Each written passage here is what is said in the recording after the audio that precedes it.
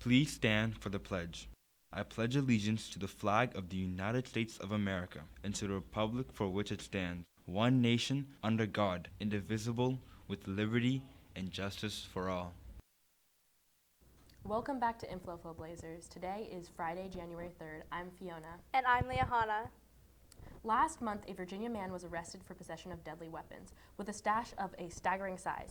In recent FBI raid, no less than 150 homemade explosives were discovered in the home of Brad Spafford, making the largest cache of finished explosives the Bureau has ever discovered.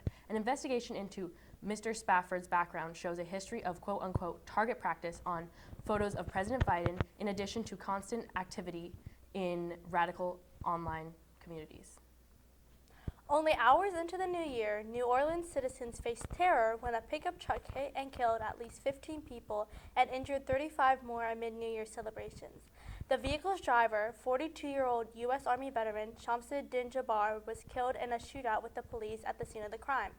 Following the discovery of an ISIS flag on the late suspect's truck, officials postulate that Jabbar's attack was premeditated.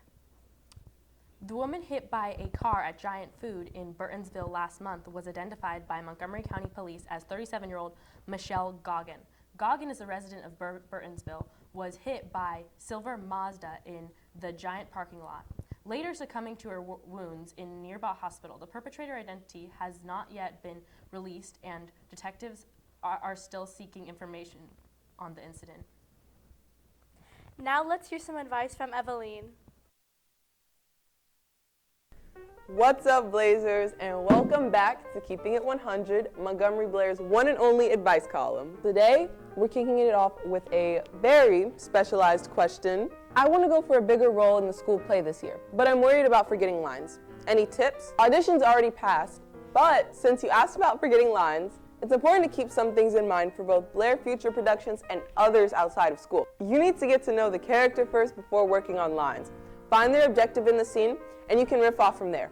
Once you understand that, you'll be able to remember exactly what the character wants, what they say, and how to get it. How do I balance sports and work?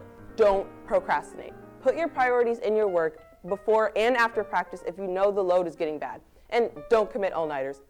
Please. The last thing you want is to pass out during practice from the grueling hours of being awake that finally catch up to you.